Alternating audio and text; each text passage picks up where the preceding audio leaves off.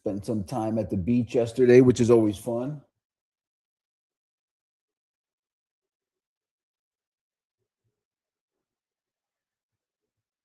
Okay. Check. Let me just check, make sure everything is running here. Great.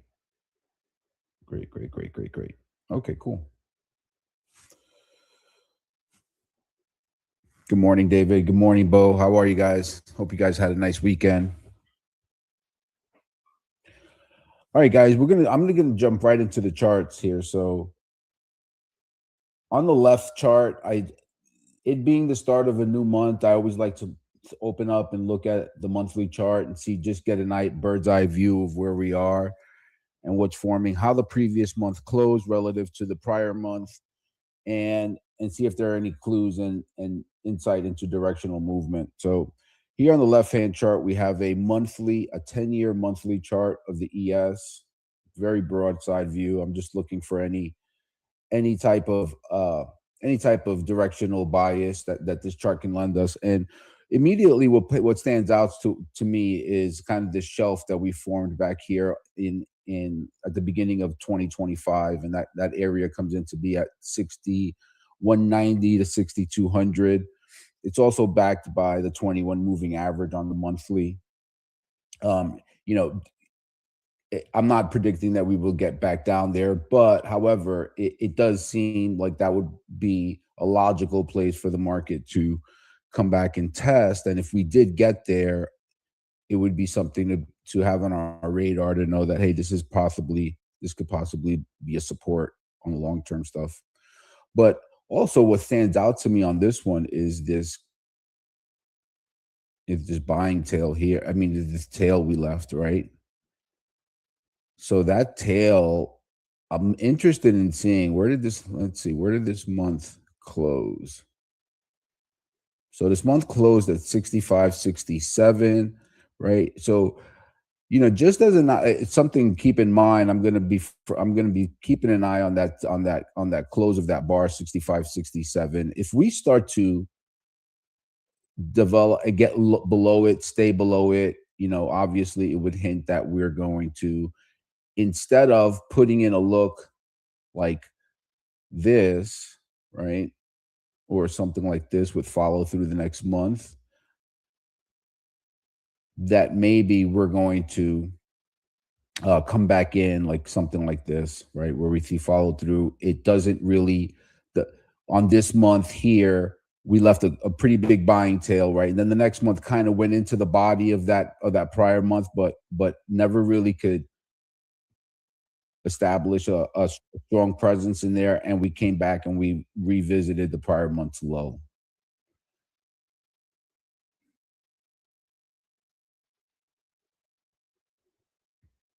I think it's important here to realize that we did close red. We did close the month down, and I'll be interested in seeing what Rich has to say about that. I know he has some great monthly stats. All right, with that being said, so let's just frame that out. We know that shelf there at 6190 to 6200 is a potential higher time frame support, and there's really nothing on this chart that tells us that, hey, we are at a support on this time frame. Okay, but since that's such a broad view, we have to kind of take that with a grain of salt. All right, so on the right hand we have the weekly chart, right? And so 2 weeks ago we put in this big selling tail. We sold off. This was, the heightened volatility, the war in Iran. It really hit home on that week, and we closed right at the low. The next week, this was last week, what did we do? We opened, we did a look below and fail of the prior week, and it was rally on, game on to the upside to kind of back test the lower move, right? We ate up that tail, and now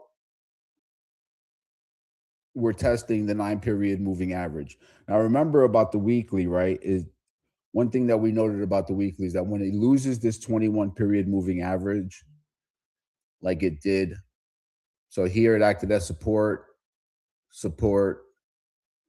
and then we gave it up here on this week, right? And then we came back and we back tested it, and it acted as resistance. So on this time frame, on the weekly time frame, I think we need to be mindful of that 67.20. That probably be a little lower as the week develops today and tomorrow. Might be, maybe it comes down to 67.10, 6700. But just keep an eye on that, as it would make sense that if we back test it there, that would be a really good inflection point for us to be paying attention, like to know, all right, is the higher time frame, is that moving average going to act as a resistance, or do we get above it and with strength and momentum and stick and develop value? And then that would kind of signal that, hey, maybe we're going to get a slope on the faster moving average, and that we are going to start building higher value.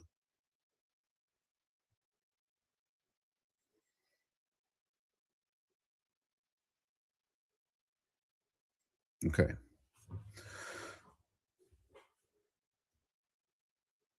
It kind of makes sense right now. Currently, we just we're really at a real at an inflection point, because last week's high came in at 66.5375, and thus far our high, which is the overnight high, 66.51 quarter.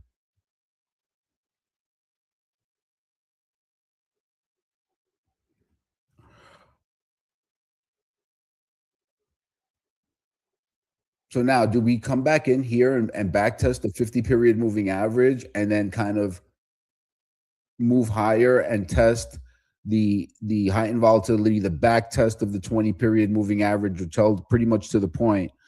Do we get above here and kind of test that high? We'll see. But and this is kind of leads into what I wrote for the opening print, in that, with this rounded top, I'm a technician, and when this kind of chart pattern doesn't, rounded tops, rounded bottoms are really hard, because really hard to for a technical analyst to really get solid areas, a solid structure, because the structure is just so rounded that really there are really no edges for you to trade around. All right, so now let's get, now that we covered the higher time frame, let's get a little bit more. Let's take a look at the more micro, more granular look, and let's take a look at the daily. All right, so here's the daily chart on the left. I have a daily chart. A In the center is a 2 hour chart. Here, I'll flame this out to a 4 hour chart. No more people are familiar with that one. 4 hour chart, and then we have a 15-minute. So here on the daily, pretty simple, pretty easy to see. We're back testing that 21 period moving average. We're back testing the 200 exponential moving average, right? And that's been kind of acting like, you can see that price is trying to stay above it and kind of trying to reclaim it. However, that downsloping 21 period moving average is kind of still acting as resistance, but we are above the 9 period. Okay, hard to discern. It's hard to get a good technical perspective from these rounded formations. But right now, that's what we have. We have to lean on kind of these moving averages. And let's look at the 4 hour chart, right? And let's just go highs to lows and see what that looks like. Measure that out so that we can get an idea of what do we have to work with, because the daily chart is not really giving us too much. All right, so if we frame out highs to lows, the 70.41 highs, let's get that in there.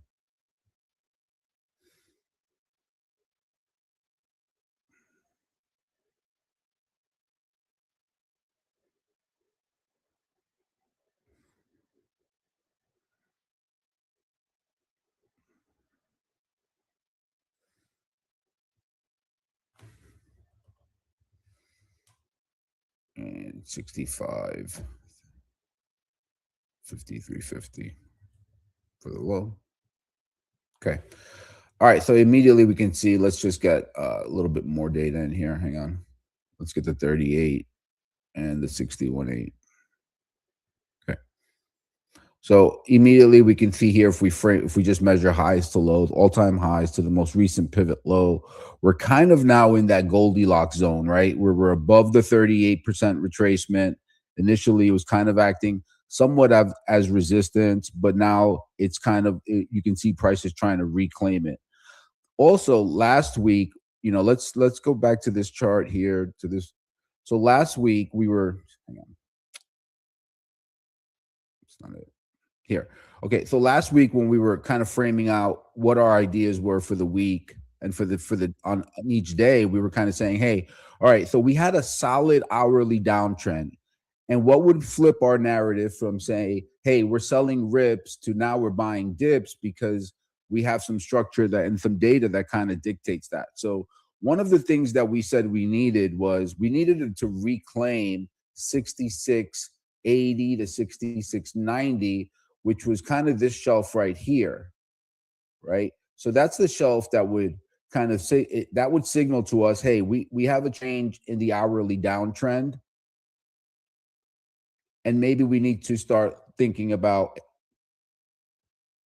switching our approach from selling rips to buying dips.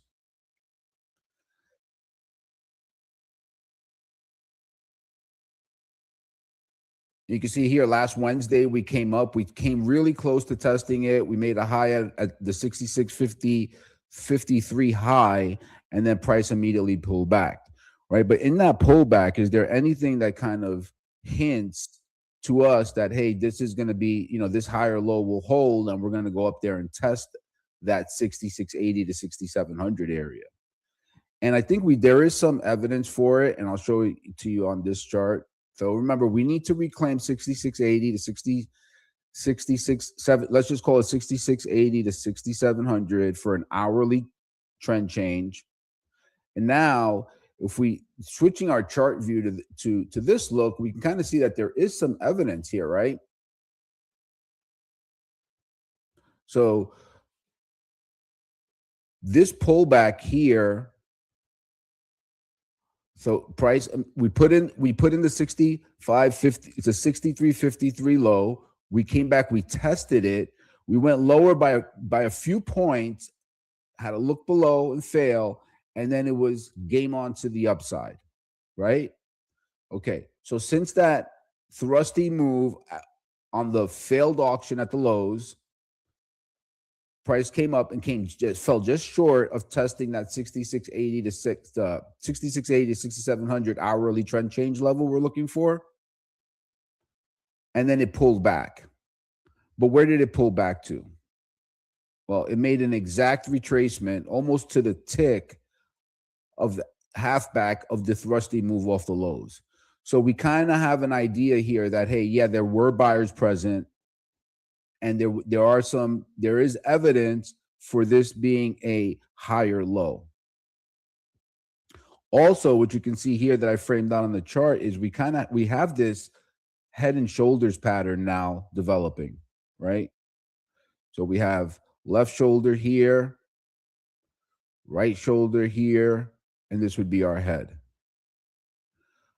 Okay, and I went ahead and measured this out for us, and you can see that if this pattern holds true,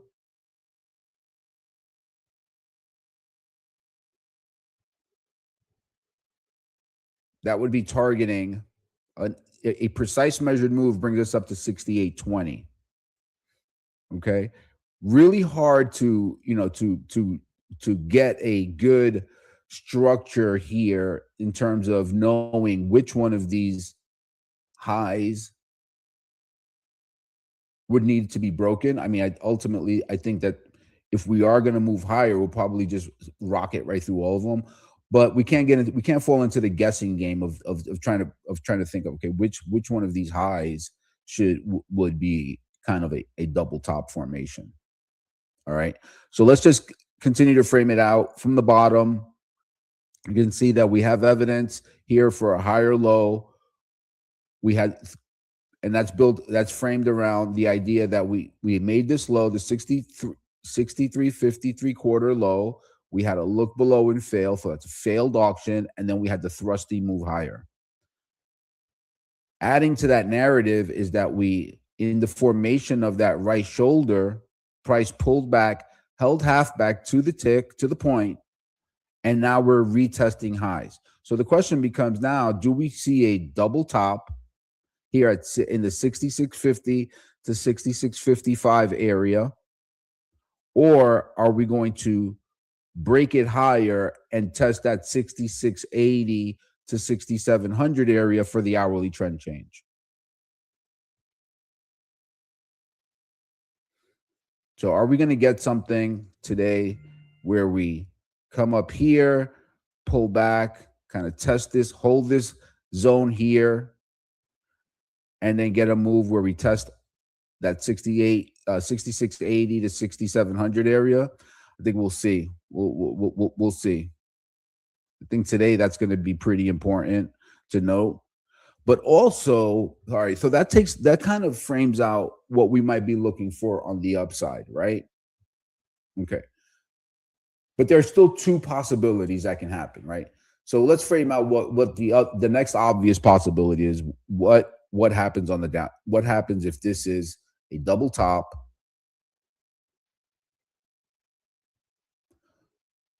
Buyers are unable to make an hourly trend change. This overnight high holds, and we have a double top game onto the downside.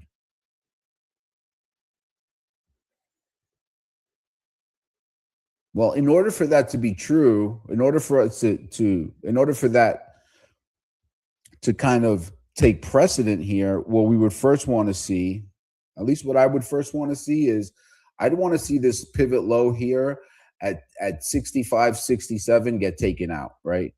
So then that would be the first idea that, hey, this double top is going to hold. We're moving down. We take out this low, and then we come back down here and test these buyers at half back.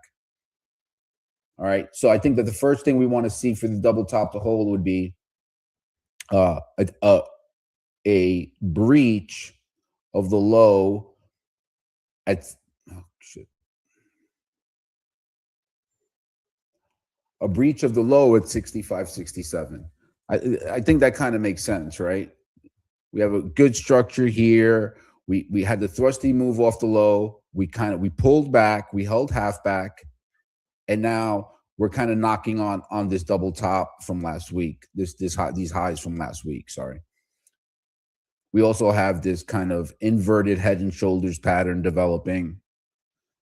But if price is unable, if this pattern is going to fail, and we're just, the hourly downtrend trend is holding true, then we're going to see this low breached here at 65, 67, and then from 65, 67, there's about 40 points to retest the half back low at 65.03, and there's plenty of opportunity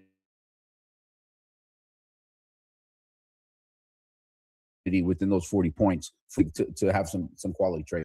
The other one, just looking at averages, is that we're now the 4 hour, we are now above the 21 period, above the 21, and above the 50 period moving average, right?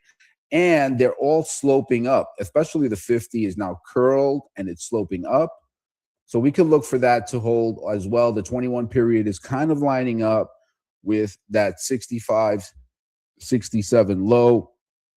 And so do we get a move here where we kind of double bottom here and then breach the overnight high? I think that's a strong possibility as well.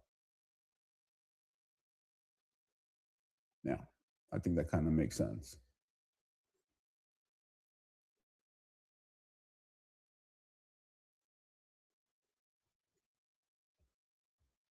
So on the downside, if we get a breach of 65, 67, then we can start looking for short ideas in a form of maybe some structure that looks like this, where we come down, we breach it, and then we come back up here, test whatever structure is formed out here, and then we can start looking for a move for this to hold true, right? And for a move down back to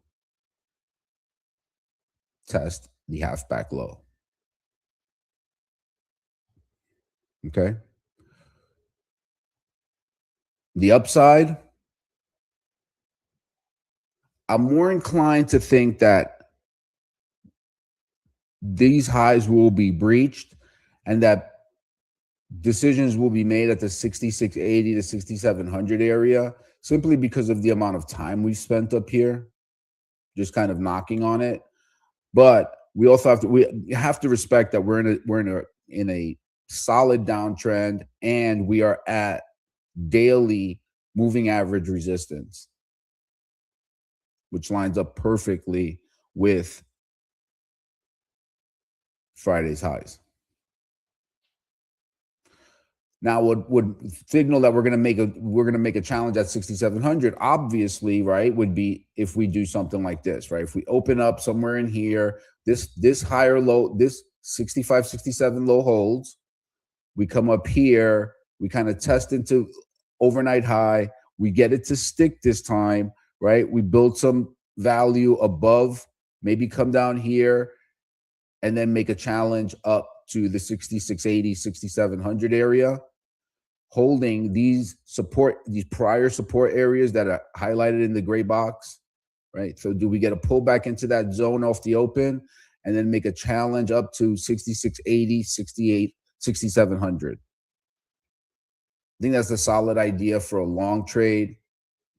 And then we have the idea for the short trade below. We first want to see a breach of that 65, 67 low, and then see if we get a rollover. Formulate a higher low within here. Okay. The other option that we have to consider is that we don't see a higher move and we don't see a lower move, right? I mean, that's the dreaded outcome that I think all day traders hate is the dreaded sideways move where we just stay within like this box. And I think that, given the overnight range, it's certainly something that's possible, right? Because if bulls are able to maintain bid but not attract the following, and bears aren't aggressive, say that they're waiting for the news to come out tonight. We all know that Trump's speaking later on tonight at 6 p.m. and that will certainly move the markets. If we had a sideways pattern for today, I wouldn't be too surprised. The market's been waiting on news.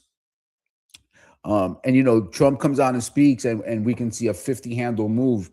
We can see multiple 50 handle moves within minutes, and just destroy any structure that we formed coming into this. So, is there a strong possibility for a sideways move today? I would say yes. I would say that there's equal probability for a sideways move as much as there is a probability for an upward move or a downward move. Clip that.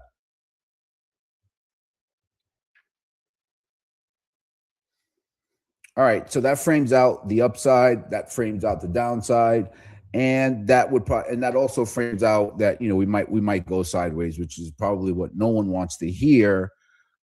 But given the state of this chart and the context going into today, I think it's something we strongly have to consider. We do have ISM coming out at 10 a.m., so look out for that.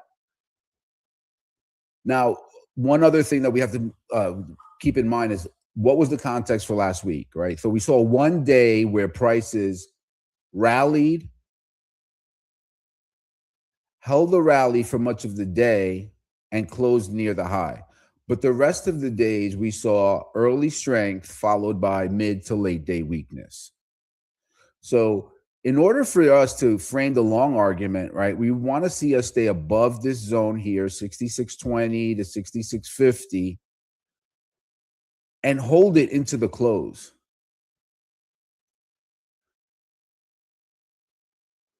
It's hard to say, what tonight's 6 p.m. speech will do or what will happen, but what we have is the chart to work with, and that's what we're going to frame. But if we can hold that into the close, that would kind of suggest to us that, hey, maybe that context of early strength followed by late day weakness is not going to hold true, and maybe we're going to try to, that would be one of the first signs that, hey, this area may not hold. The 6680 to 6700 area is going to look to be tested. And then at that point, we can start to see that maybe we get the completion of the inverted head and shoulders pattern.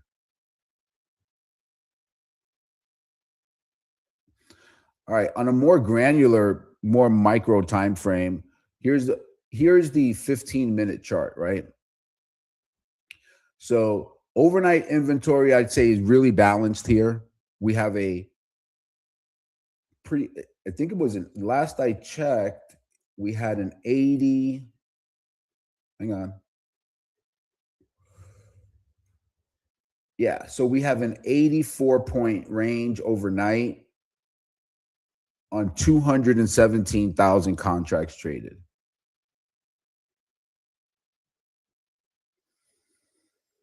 Overnight high has come to test Thursday's high.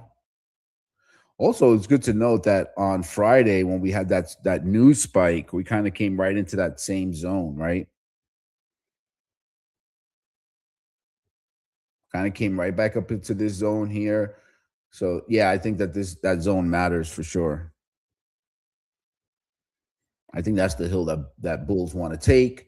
I think bears are somewhat, not I think bears are firmly in control here, right? So we could also see a move where, hey, maybe price goes higher, we do a look above and fail, and then trade right back into the range.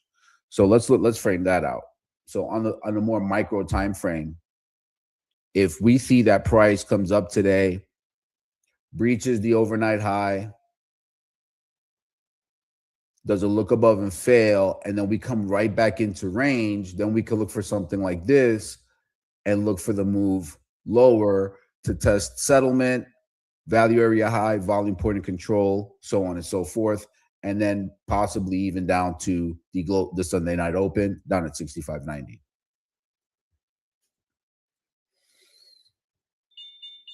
All right, guys, there's the opening bell. Let's get our opening print here on the charts.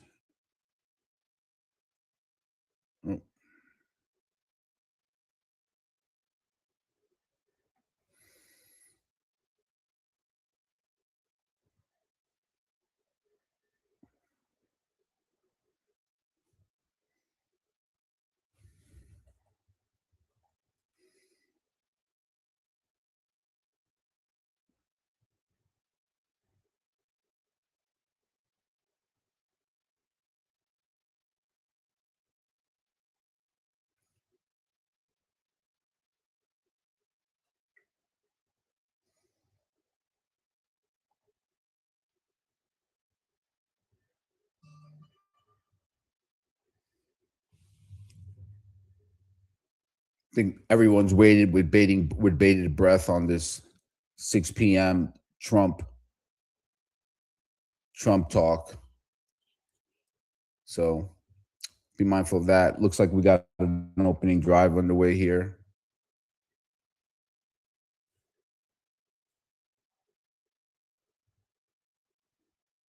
Where did we open in relative to the overnight range, right? So we have our opening print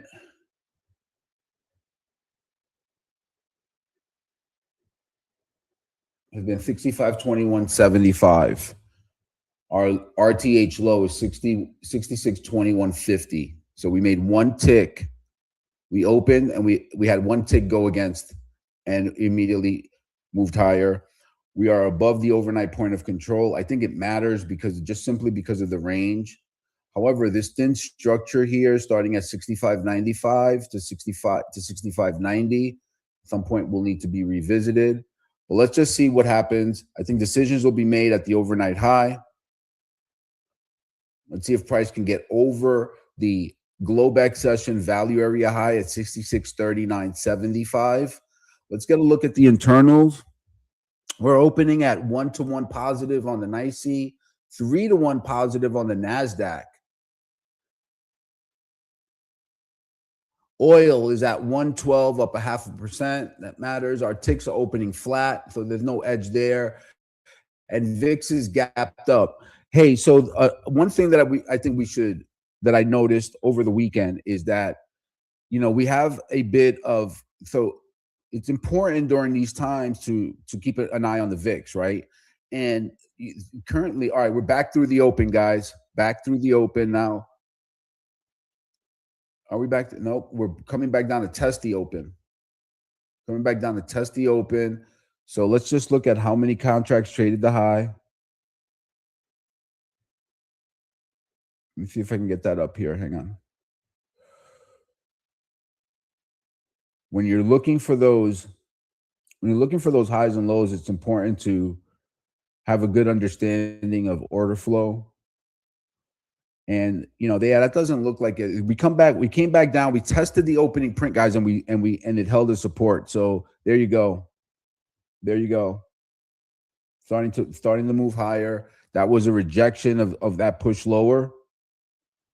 And now price is looking to test higher. Let's see if we can. I think the first immediate goal for bulls is right here, that's 66.35, and then we need to get above 66.39.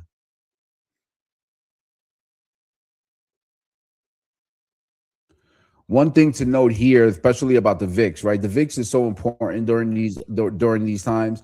And one thing to note here about the VIX is that so the VIX is currently it's in backwardation, right? So front month VIX is priced higher than the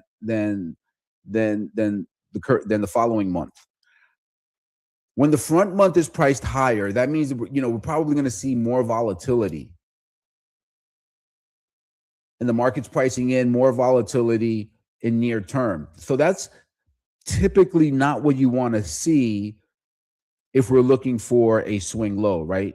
So if we do get that backwardation kind of changes into more of a contango type of look, and the back month kind of gets below the front month, then yeah, we can start thinking about maybe we do have a tradable low off of that 63.53 low.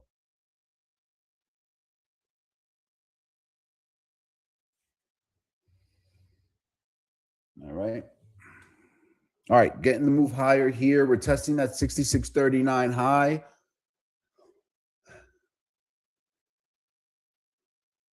Oil is still flat. Sorry, not flat. It's up 112, but it's testing that 113 level, which was, I think, that was 113 was last week's high. Sorry, 114. 114 was last week's high. So keep an eye on that. All right. So thus far, price looked above that 66.39, and now it's coming back in again.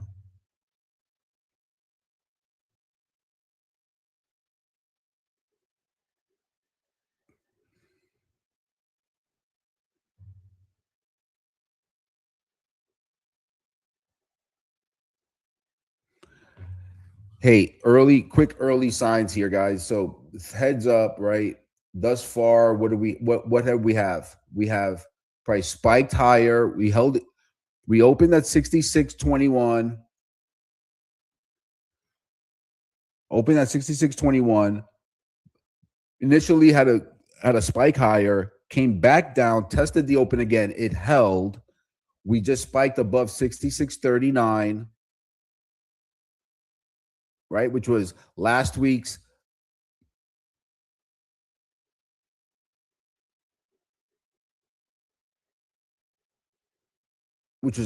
swing high, and now we're back. Now we're testing the open again. Okay, let me just make sure I'm right on that level.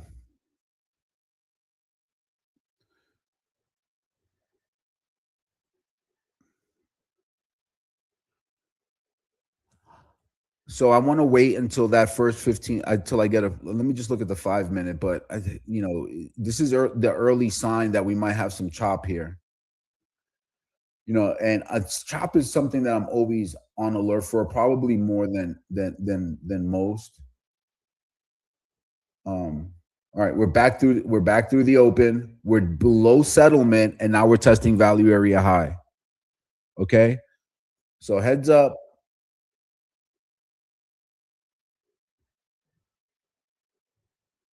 Thus far, price was unable to test even yesterday's high at 60. Friday's RTH high 66.44. It tested that 66.39 level and sold off. Let's see here.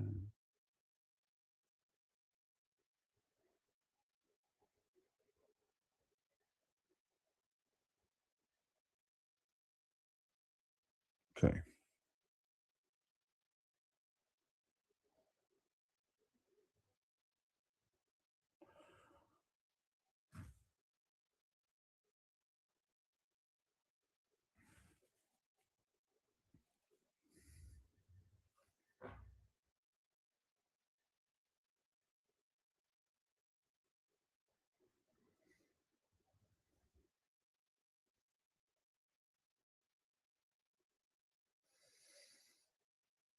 So pretty much I can see that this is on a 15-minute. We're gonna have, a doji print, right? So back down now, testing that opening, testing the settlement, and then we're just chopping around there. So be careful, guys.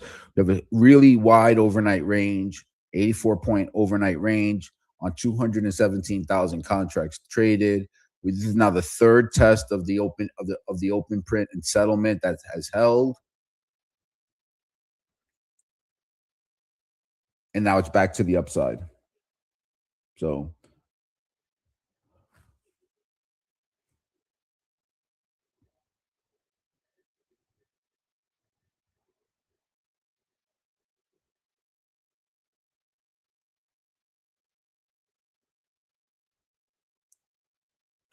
internals are still flat, slightly improved at 1.7, 1.8 to 1 positive on the NYSE, almost 4 to 1 positive on the NASDAQ.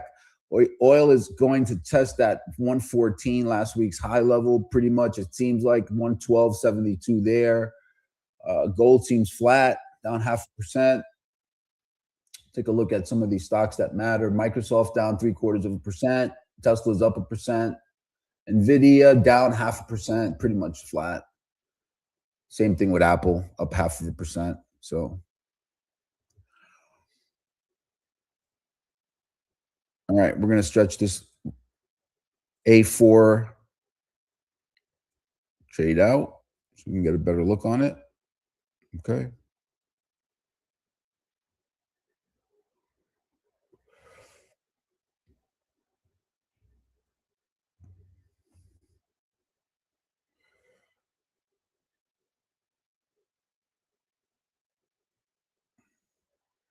Okay. Let me just rework that strategy. That was that kind of testing some new settings on the algo here. And you might see me kind of fuss with those levels a little bit with the settings, trying to get it to calibrated just right.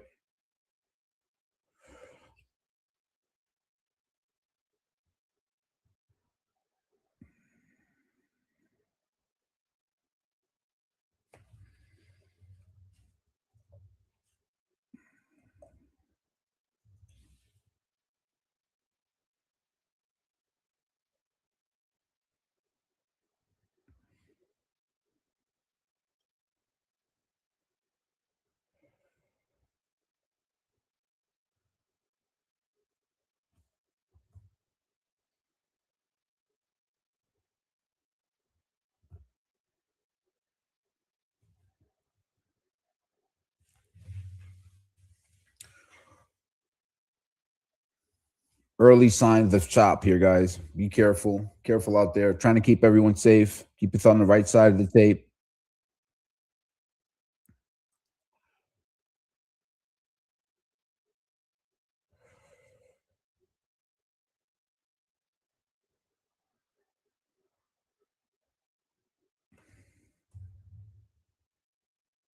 Okay.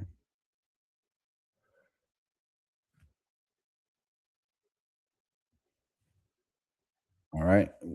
Back up to the upside. We got that yo-yo type price action going on today. Uh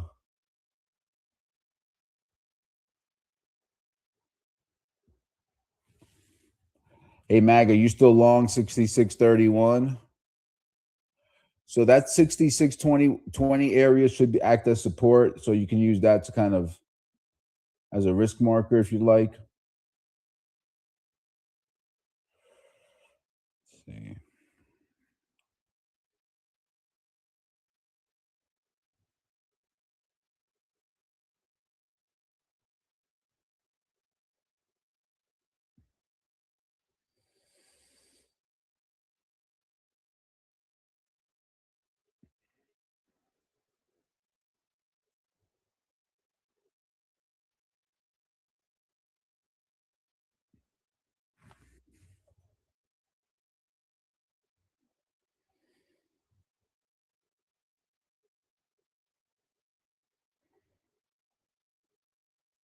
Oh yeah, okay, got it. Check, check, check. I think that's the problem. All right,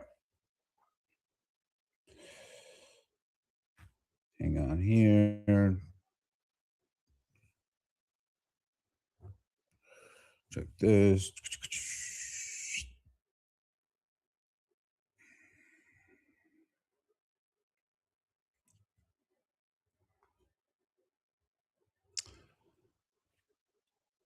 Have some interesting stats that I came across this weekend. Let me just see if I can pull those up. But let me just make sure I have my the algorithm working properly. So just bear with me here 1 second, guys. Thank you.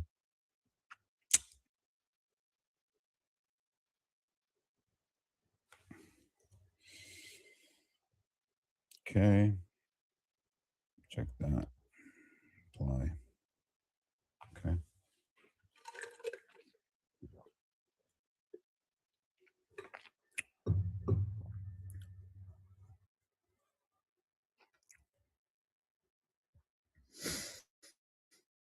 Nope, that's not it.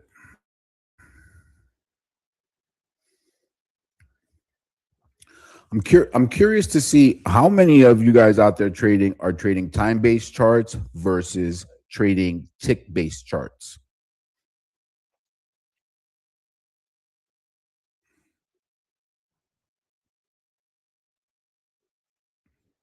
I'm just curious to know.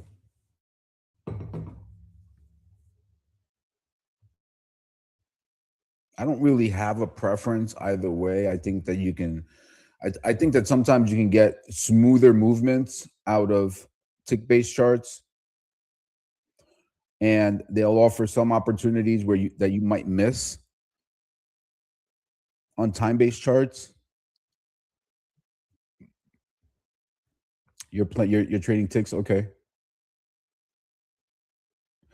Yeah, I okay. Yeah, you see that's interesting. I would so I primarily trade time based charts, but I do use the algos trade on tick based charts. And all right, we're back up to the highs, guys. So we came back down. We tested the Globex. Dang it, I missed that fucking trade. We tested the Globex VWAP, and then we moved higher. Yeah, I apologize, guys. So for the language, but I have this set up at 66. Setup number 2 posted in the chat, and I just missed it because I was doing something else. Still trying to get the hang of talking to you guys and executing.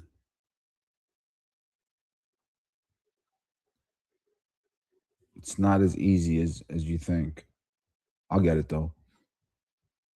I'll get it for sure. All right, let me check something else here. Just want to give you guys some color.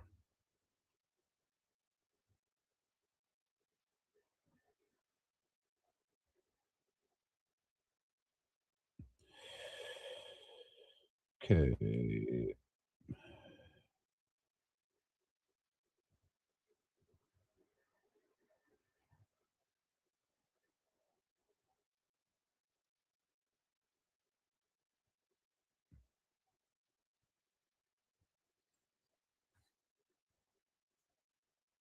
So look, we went right back up to that high. 66.42 quarter was the early high.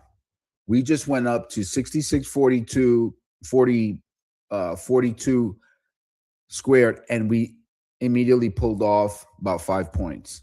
So definitely signs of early chop, right? And it kind of goes back to what we framed early on, and thinking and looking, making sure that we were aware of the third outcome, or the dreaded outcome of sideways chop. I can trade any directional market.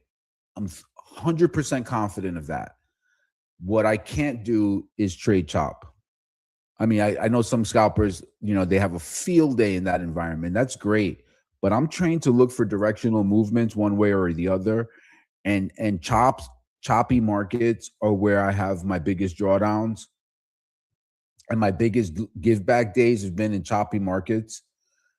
So I'm always on high alert for that, right? So that might be something you want to incorporate in your work and your quest for improvement to become a better trader is focus on limiting what you're the worst at. Those days that are really bad for you, the days where you tend to have more drawdown,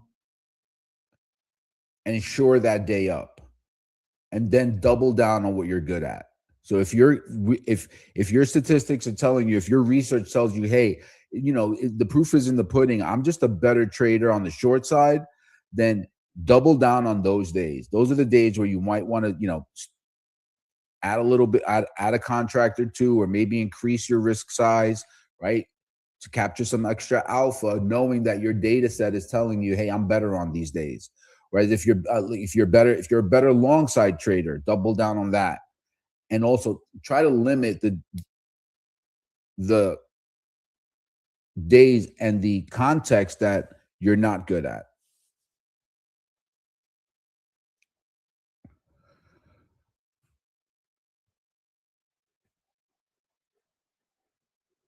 I mean, it's easier said than done, right? Because in the moment, we're always, what we're looking for an expected outcome.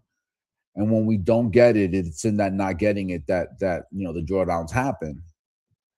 But so one of the things that I have is in which I share with you guys is I'm looking for that first print of the day, that first 15-minute doji is keeping me out of the market until I get a better directional clue, right? And while this first 15-minute isn't a doji quite, it has a big body, it almost has the equal size wick on both sides, right? It's not giving me a directional bias. Furthermore, the very next print, which we are now 5 minutes into, has been fully contained within the prior 15-minute print.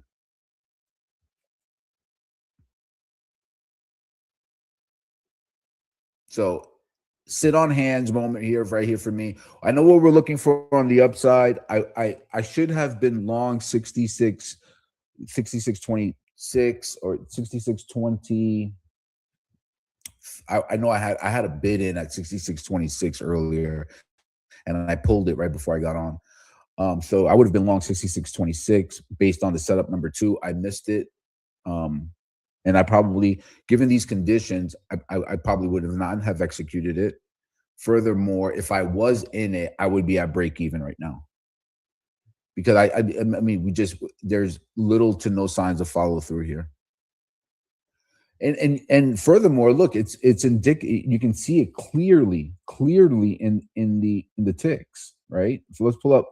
Here's a tick chart that I kind of have floating around here. Let's see. I always keep this tick chart here floating around, right? Kind of gives me an idea for the day. Ah, oh, hang on. So here are our ticks for the day, right? This is where we've opened. This is what we have. So cumulative ticks are negative, but all of our ticks since the open, and that's now going on almost 25 minutes, have been net have been more negative, but I would have to say largely neutral.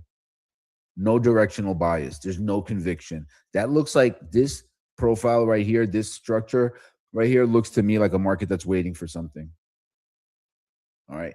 Getting back up here now to test that 66.42 high. Let's see if the bulls can get the breakout. If we get the breakout there, then it's game on to the upside. We should be testing our next reference is the overnight high, 66.51.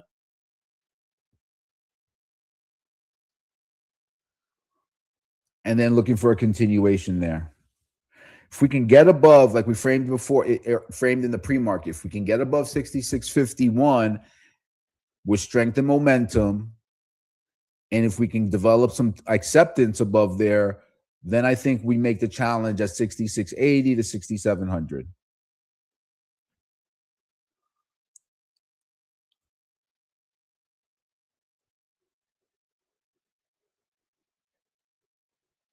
All right. I mean, it looks like it wants to go higher.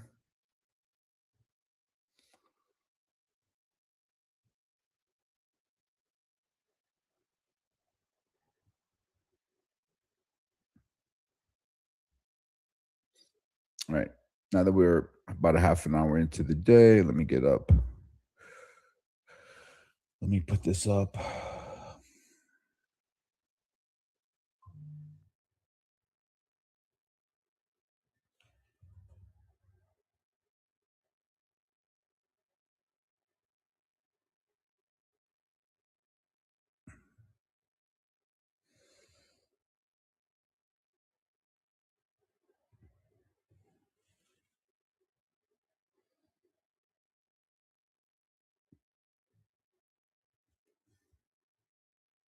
Right back up to the highs.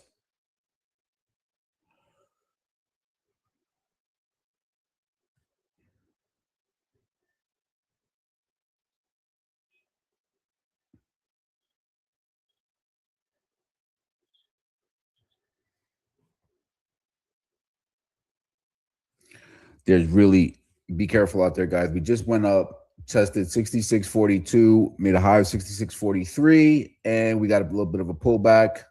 But it looks like the market's inching higher. Internals are still flat. Ticks are flat. Let's take a look at the weighted AD. Let's take a look at our sector list. Let's see if there's any edge there or any clues to a directional movement. All right, so we can see here just really, really early read on the weighted AD. It's been spent as much time in slightly negative, and now it's slightly positive. So there's really no edge there. That's kind of just confirming that we might see a choppy market today, or at least that the directional bias has not formed yet. In terms of our sectors, we have 1, 2, 3, 4, 5, 6, 7, 8 sectors green versus 3 red. So that would tell us that we'll probably see some upside. Yep. Thanks. Yep. Yep. All right. Brace for it here. We have ISM coming up at 10 a.m. So that's ISM is in 5 minutes.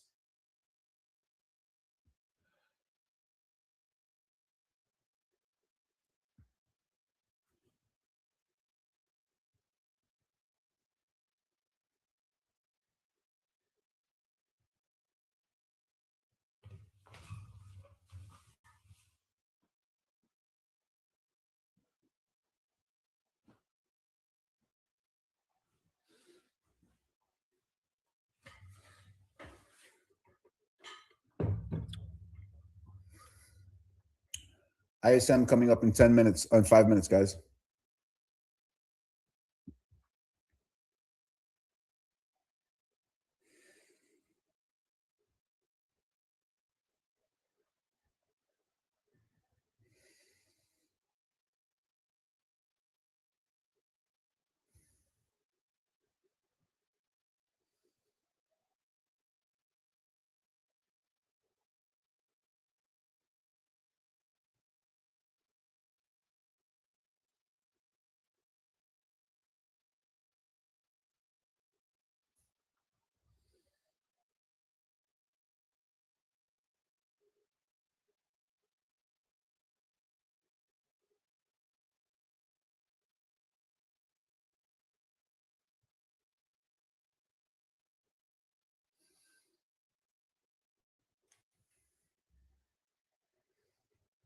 God damn it.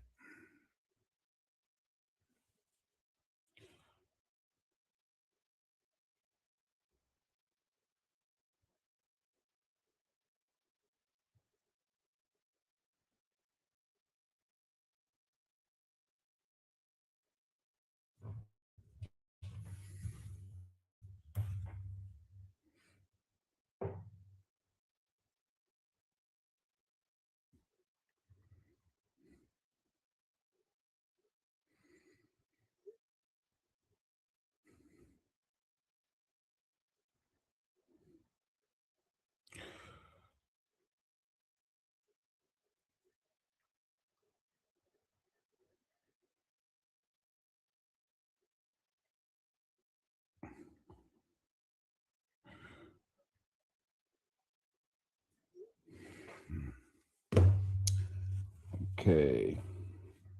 What do we got? What do we have here? All right. In terms of our time-based study, guys, we have today is series S4L. So we're looking for a Low pivot in between 10:15 and 10:45. Let me get the graphic up on that. Let's see. That's 4L, and I'm pretty sure that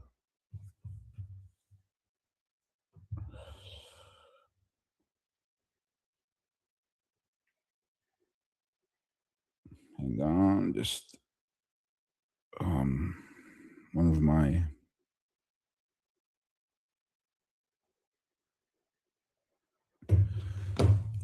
my assistant coaches reaching out.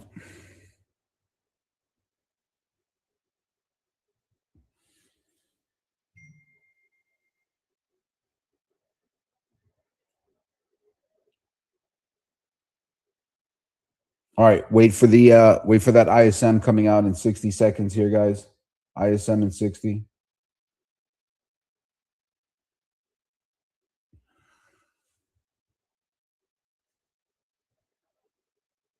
Move higher continues.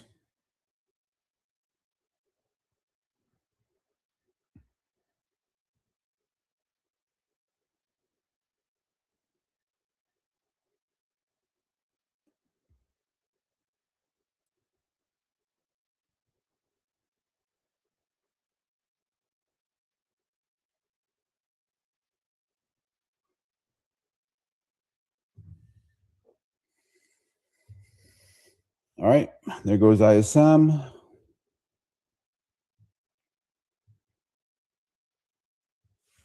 Getting a move up now to test overnight high. There we go. Now we're above. Nice thrusty move up to test 6660.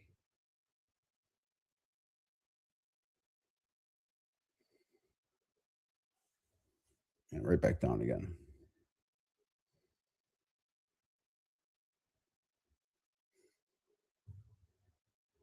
Careful for that look above and fail there, guys.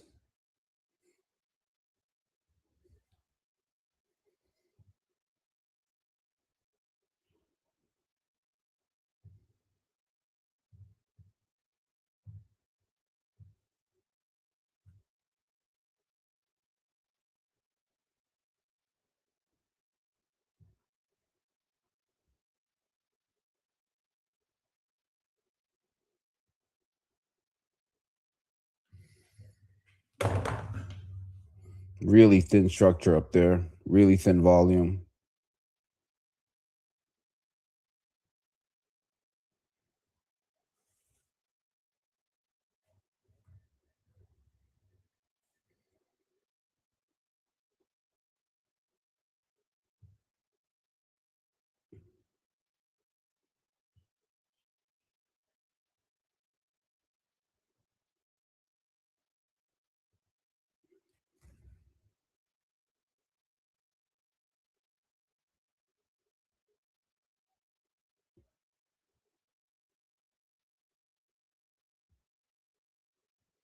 Here's the pullback to test that 66.42.40 shelf that we just formed earlier, just off the open. Let's see if bulls defend it there and make a move higher. Thus far, we looked above the overnight high at 66.51 and kind of pulled back a little bit. Too early to get a good read, though.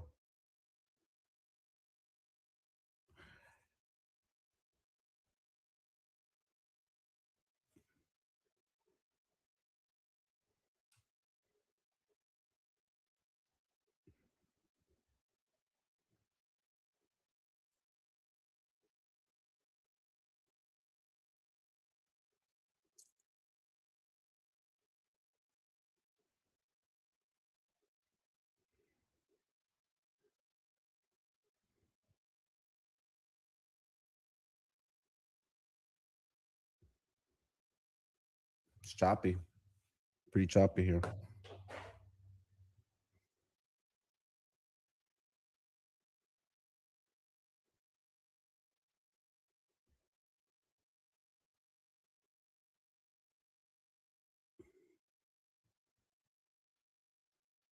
What are our ticks saying? Not much there.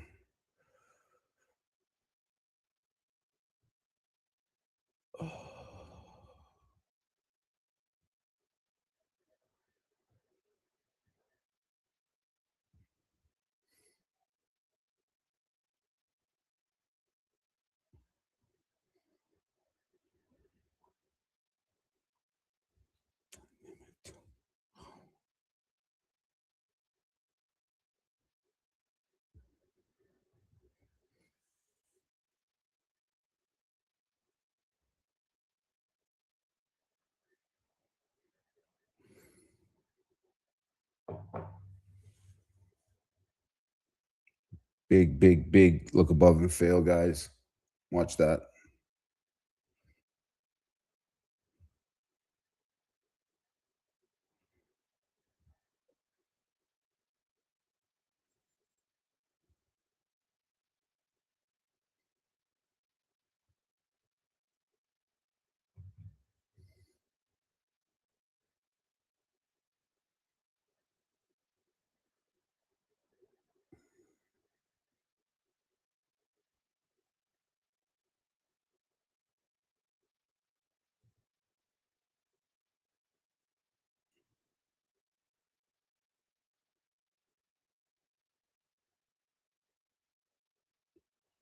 Right back to test the overnight point of control at 66.26. Let's see if bulls defend again, make a higher low.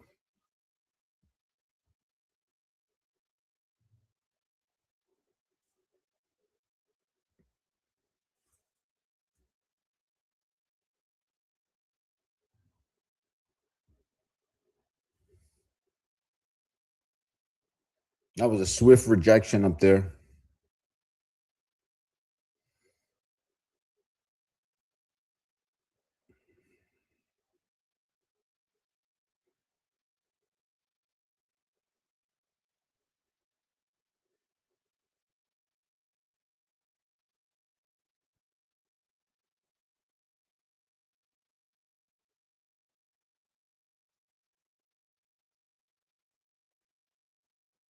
I think we're going to get much of the same. I think we're just going to maybe breach the low and come right back up.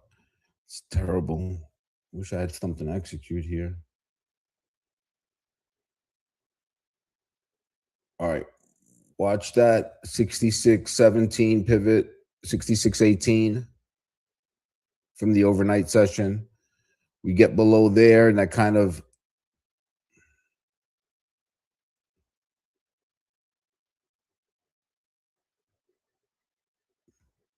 let's see. 65.95. Yep.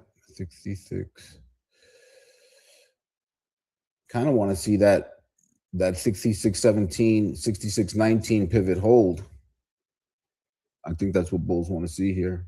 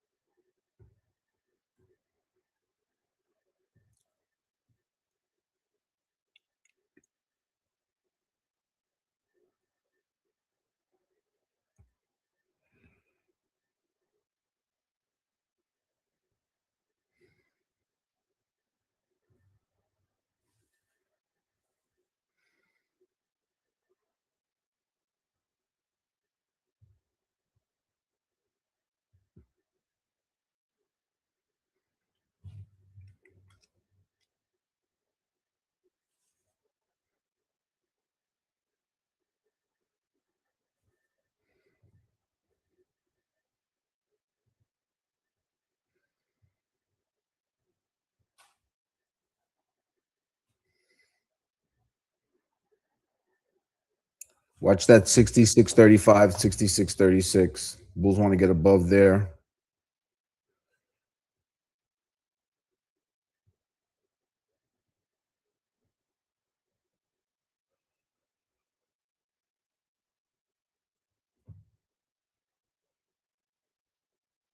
Ticks are still flat. No, nothing really to see there.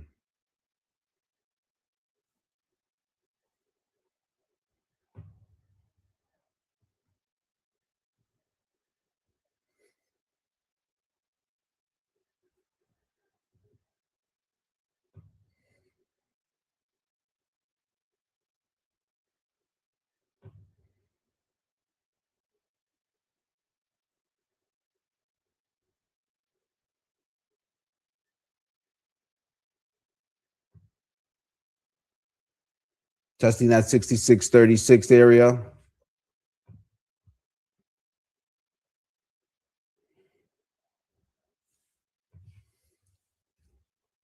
Internals are still flat, not much to see. 1.4 to 1 positive on the NYSE, 3.5 to 1 positive on the NASDAQ. Crude is just chopping at that 112, 113 area. Gold is flat. Russell is in the same condition as the ES.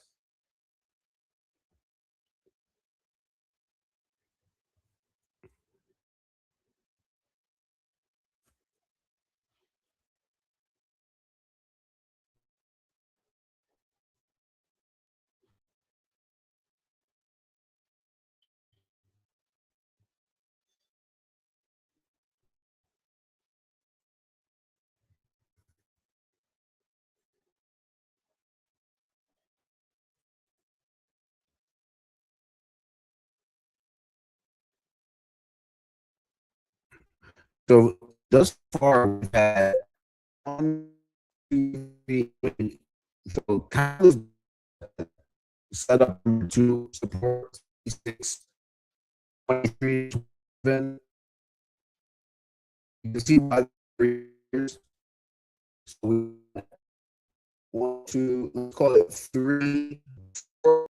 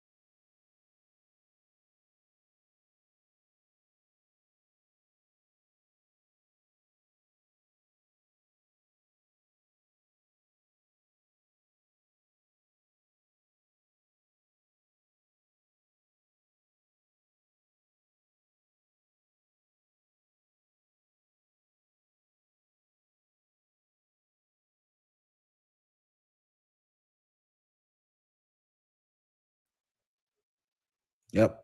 It's sticking. Let's go.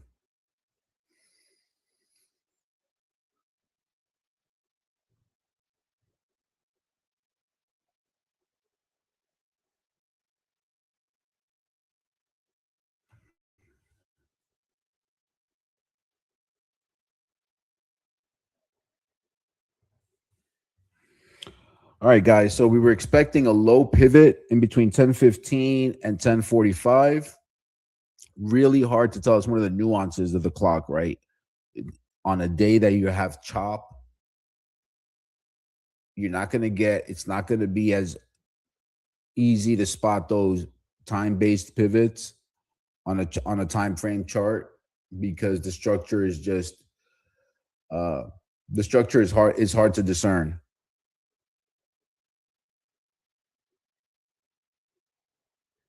But we did have that low come in at 10:10, and thus far we've been moving higher. So the next time-based pivot we have is a high. I'm expecting that high to come in somewhere between 11 and 12, with the center time being 11:15. So look out for that.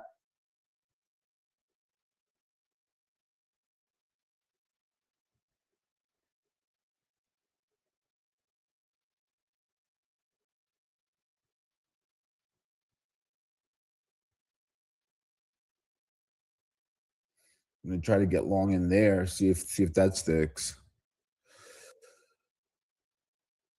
There's that 66.39.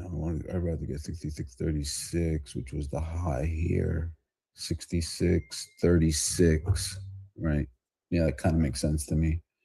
If it's gonna go breach that high, I think that's what would hold. At least it makes sense right now. That would hold. What do we have on the 15? Ah, the 15 minute. No.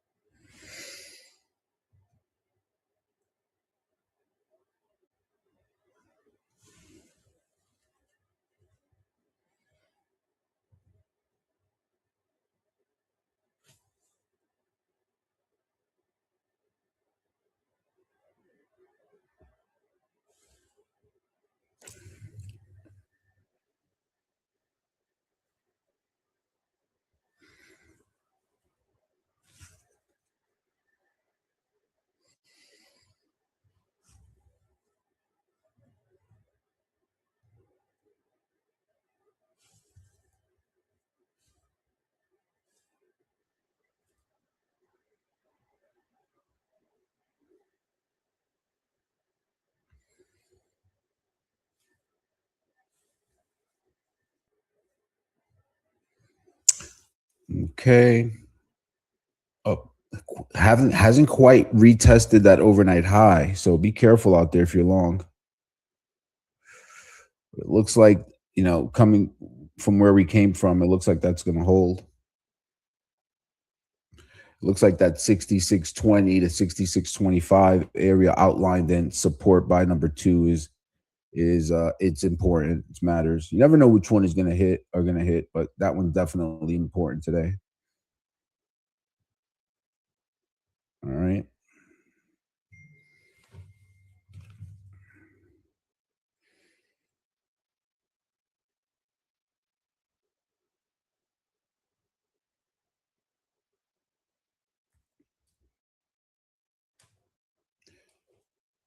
I was pointing out on Friday, on last Thursday, is that there's definitely been a flip in the book, right? You definitely starting to see more bullish profiles in the flows book. So it's important to take note of that when that kind of that shift happens, right? Especially off a low.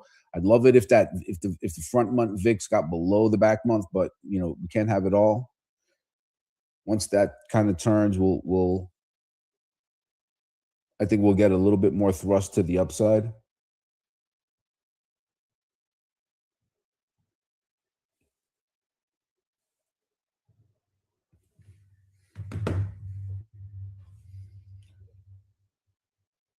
The VIX is now 24.45. It gapped up. It's now coming down in to fill its gap. So that would play well with a breakout over the overnight high.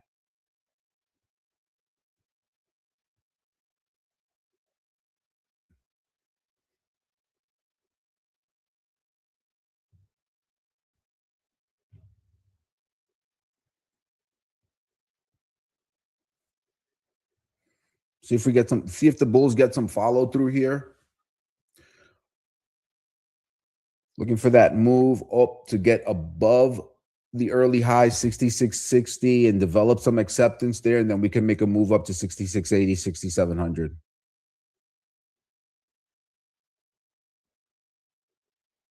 think that setup kind of makes sense the way we framed it out earlier, right? I hope it makes sense to y'all. It makes sense to me. Let me know what you guys think, if my read is off or if I'm missing something. That's what this exchange is all about, right? Um, one of the things that one of the handicaps to this is that I don't really get to read as much of what other traders are posting and thinking because I want to share with you guys. So if I'm missing something, let me know.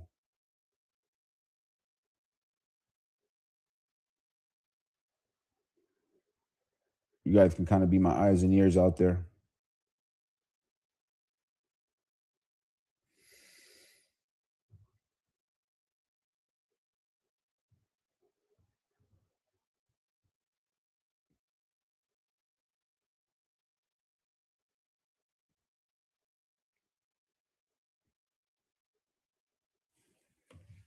Looking for that pullback down to 6636, 6637.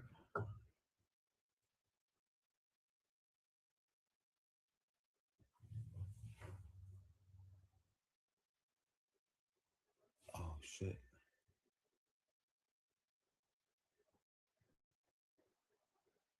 I have a bit of a system issue here.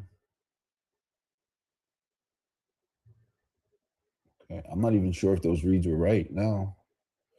Looks like where I was reading the internals from kind of froze up on me. So hang tight. Trying to get that sorted out here.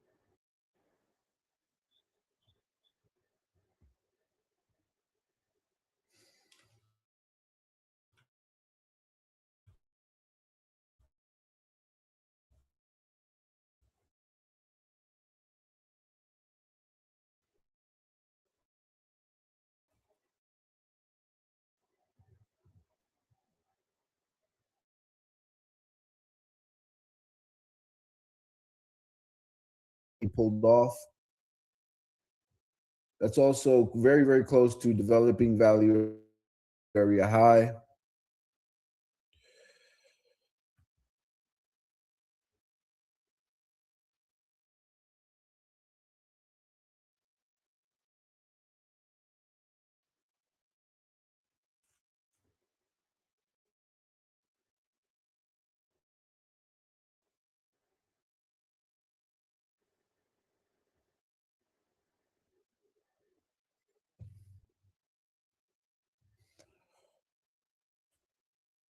Did I get it? Nope, not close enough.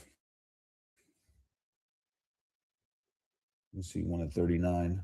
See if I can get one at 39. See if I can get one at 39. That's I feel like I'm chasing it now though.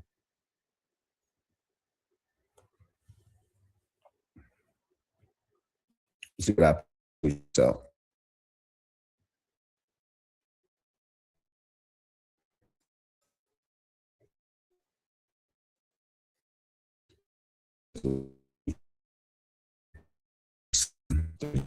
yeah.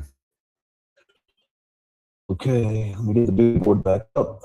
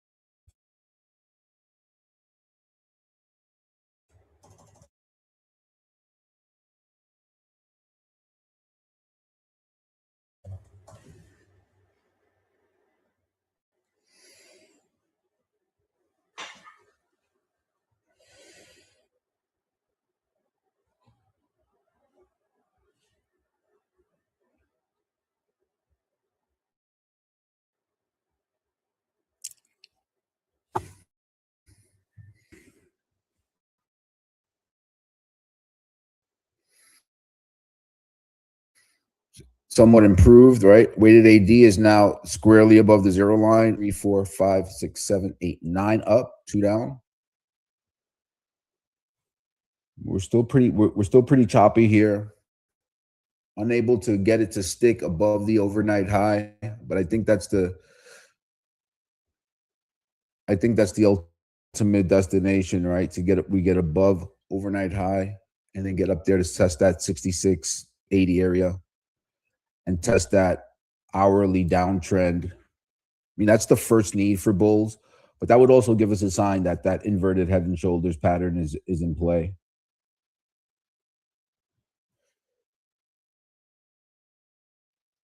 right? That's this hourly chart pattern right here where we need this gray box to kind of signal a trend change. We the left shoulder, the right shoulder, the head. And if we can get above here with strength and momentum, I think that we see something like this ultimately play out. Wait, dang it, not that. We can get something like this to play out, right? Where we come up, come back down, test, and get it up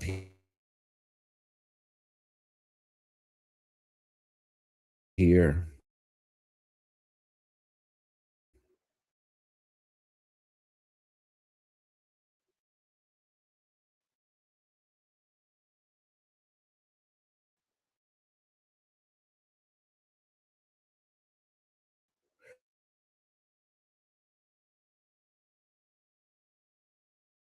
To test that hourly downtrend. I mean, by no means is it like a recovery. It's just the first. It's just the first need. But the first clue for me was that the book had flipped. We saw that dark pool divergence highlighted in last Thursday's morning game plan. That was a key tell. That typically takes a little bit longer to develop, but we're seeing that kind of unfold here now, where shallow dips are being supported. I mean, what we really want to see is strength and momentum, or at least acceptance into the close.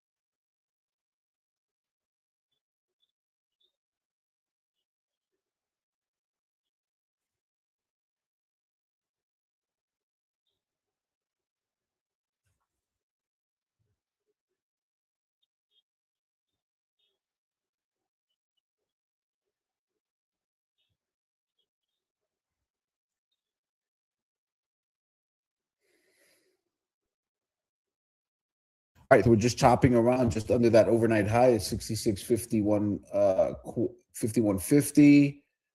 We made an early high at 66.61. More importantly, that support, that halfway back of the overnight range. Sorry, not halfway back, but we did see that support area outlined in setup number two hold.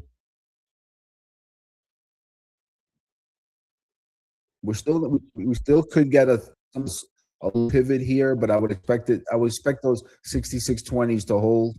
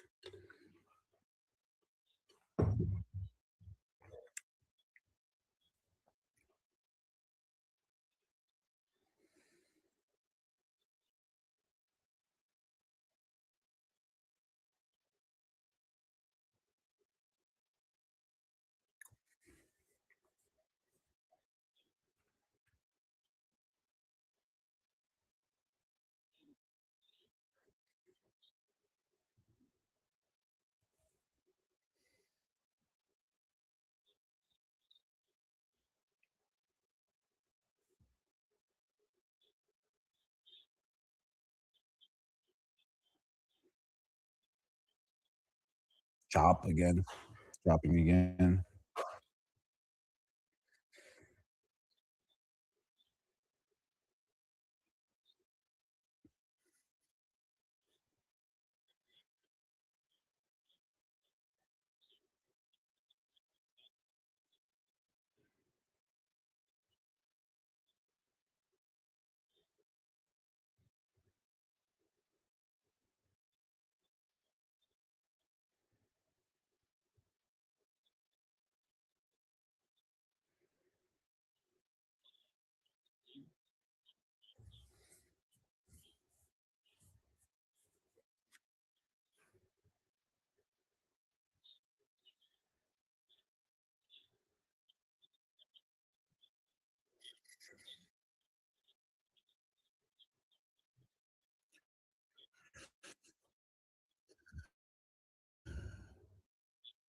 So if we're gonna move higher here, I would on the 15-minute, the 9 and the 21, which are very close right now, they're about 5 points apart, a little bit less. I'd expect that to hold, right? And that's 66.35, the lowest. So just keep an eye out on that. I think we could expect those to hold. Curled up, the fast is above the slower one. The 9 is above the 21.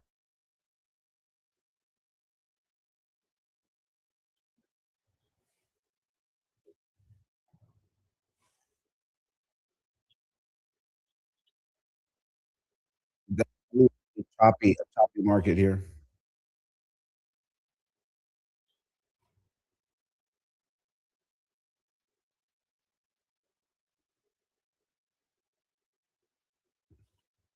At 66.43, low volume now keep holding.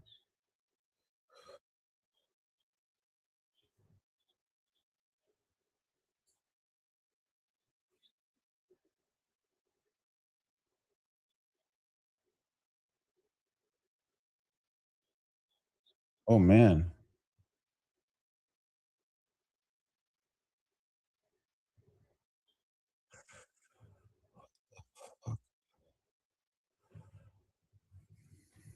Wow. Okay, that was quick.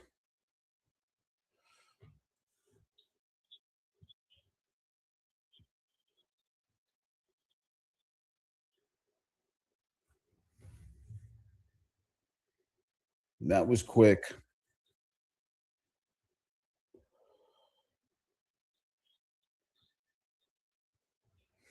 This is really choppy. I'm standing aside, guys. I just took those 2 stop outs. I'm gonna stay on the side here.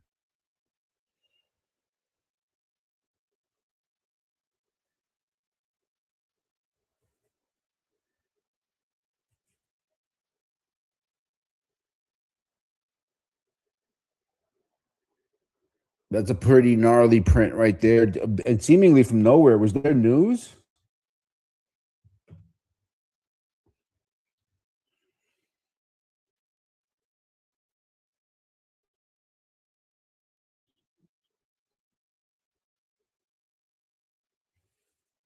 Okay.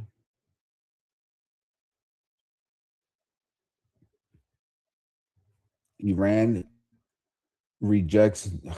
Jeez.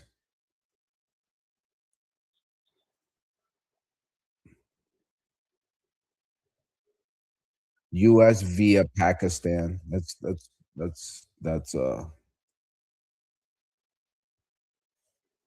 horrible.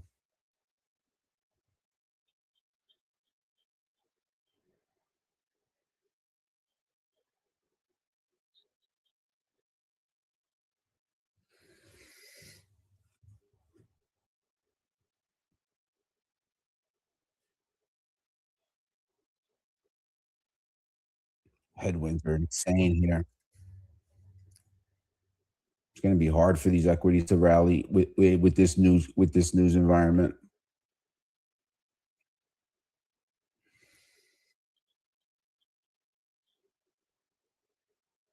I think you got to stay behind those dips because look, that 66.26 area held. Till that holds, you got to stay long. Well, at least myself. That's what I'm thinking.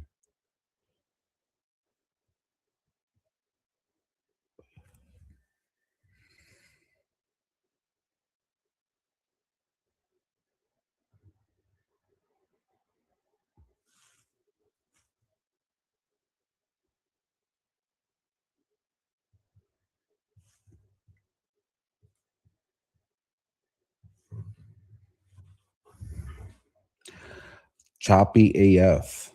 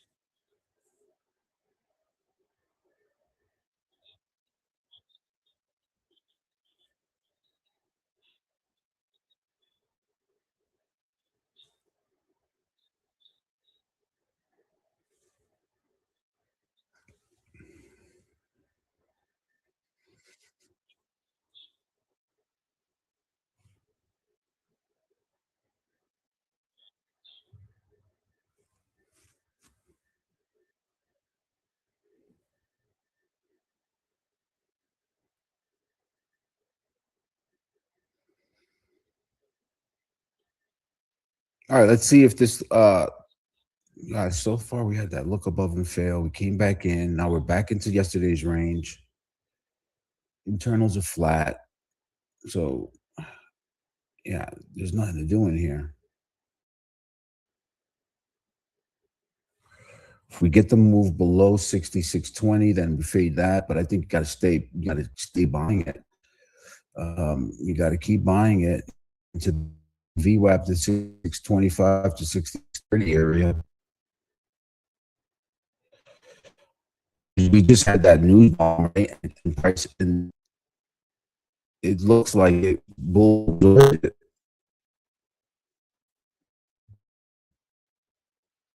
sell, right? I think we've probably been lower by now.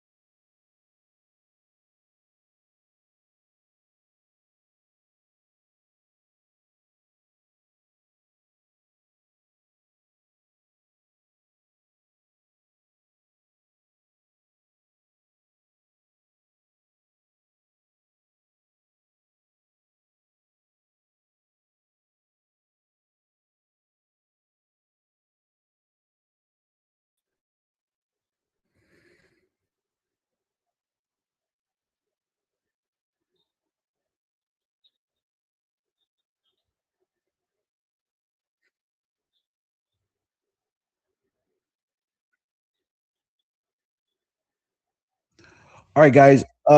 That's gonna call it for me for the morning session. I have to prepare for a meeting in a bit, in about an hour, and I want to get something to eat in me. Um,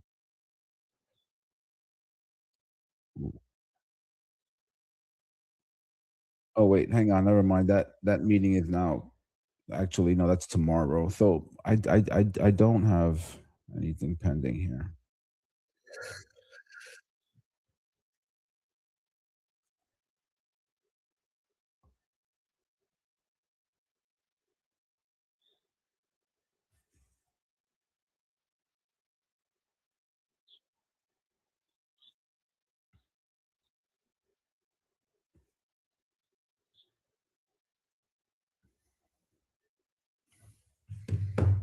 Here we go. Back down into testing that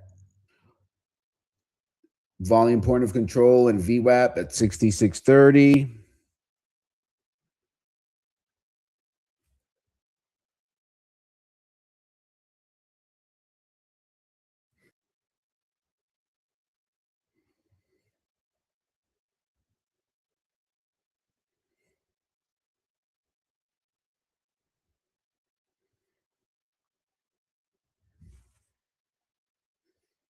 6630.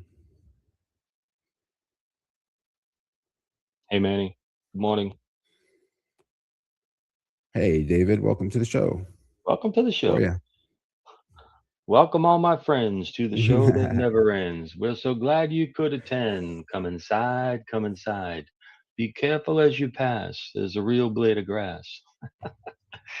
Where's Come that in. from? Oh, come on. Emerson, Lake and Palmer. Come Oh. inside. The show's about to start. Guaranteed to blow your head apart. Very, There's very this. choppy here this morning. What do you guys think? What's going on in Yeah, the PTG world? yeah. What's going on in the PTG world? Pretty much the same cycle day two today. Expectation was for kind of MATD rotational rhythms. We got that. What else did we highlight? We highlighted a we highlighted a here. Let me just share my chart. Yep, All go for right. it. You keep yours up there. I just gonna Hmm. see if I can share this one. Main room. Start share. One sec.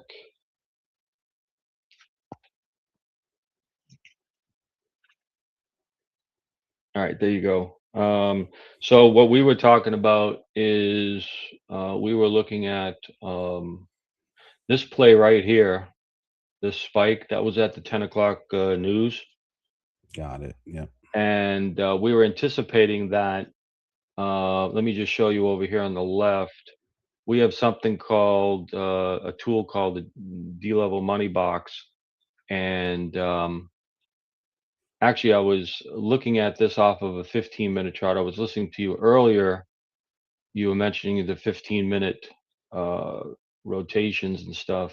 You're sitting on your hands. Kind of one of the things we were identifying here is, this high to low was very similar to this high to low, right? So we call that symmetry, Mm, right? So yep. similarity or likeness in swing.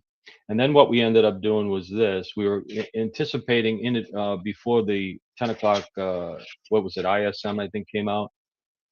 All right, we were Yep. looking at, we were saying, okay, from this high to low, if we were to measure from this high to low, okay, this is our D-level money box idea.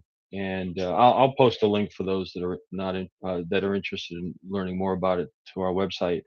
But the idea is, if we get a spike above this high, we were talking about what's above this high. I always ask the question, what do you think's above those highs, right? Of course, we know there are stops, right? Buy stops above those high. So what we were talking about is what would be a great time to run stops. 10 o'clock ISM economic report, right? And it's exactly kind of how it played out. As soon as that report came out, it seemed to be positive, right? We got the move, up right into our D level money box zone, right in this vicinity, 55 60s. And sure enough, it's sitting there, right? Stops.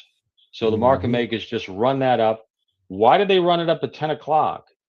Because that's the most vulnerable time, right, on an economic report, right? So Mm. so so this was the idea, and we were talking about this in our room a little bit early in advance, and then of course we got the reversal coming off of that, right? So that was kind of our play, and you can see this on our execution chart over here on the right. So that's that spike right up into the D level money box zone.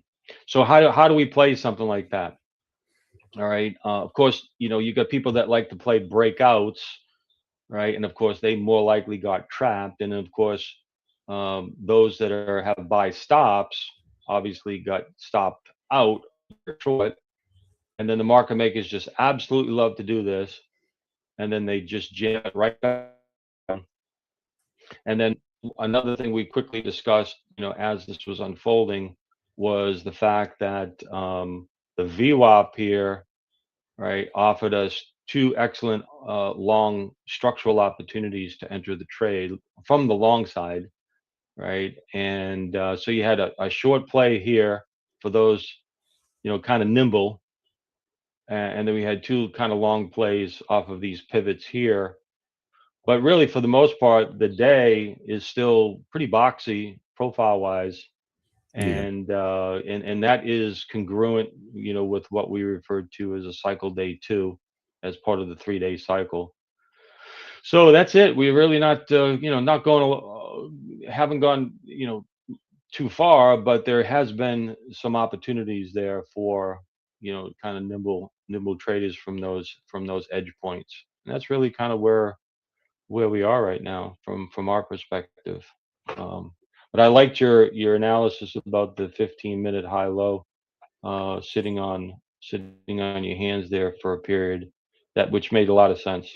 So Yeah, it kind of did, right? It was kind of it was just kind of chopping around without going anywhere, these rapid movements. As soon as we opened and we traded higher, kind of gave that opening drive look, which it often does, and then it just came right back through the open of that print. I was like, "Oh, no, no, nope, let's hold off, let's wait." And yeah, that's kind of what transformed there. Hey, David, I'm gonna just use the restroom really quickly, just and grab something to drink. I'll be yeah, right go back. ahead. Yeah, absolutely. Yep.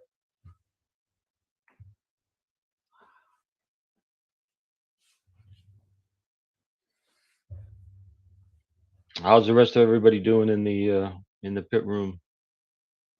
You got Magister. What's IR stand for, Magister?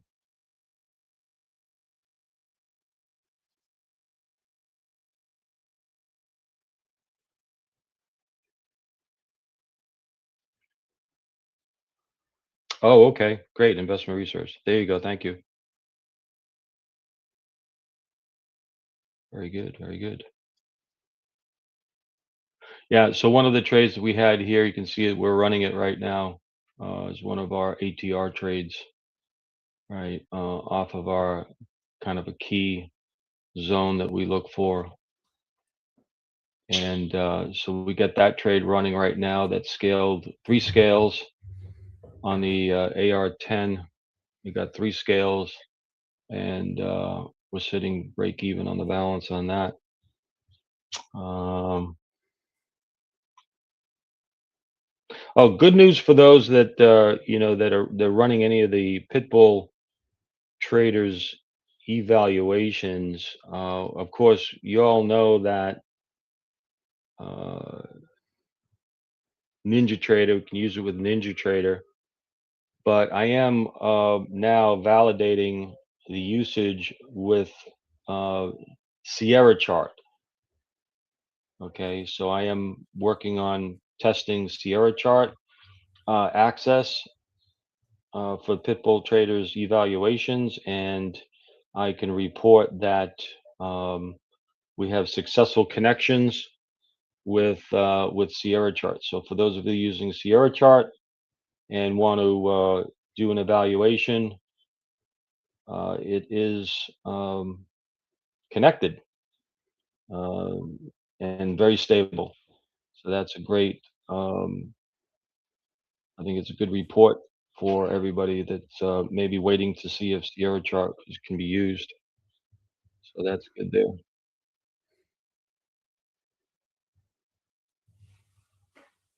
All right. Yeah, so that was I'm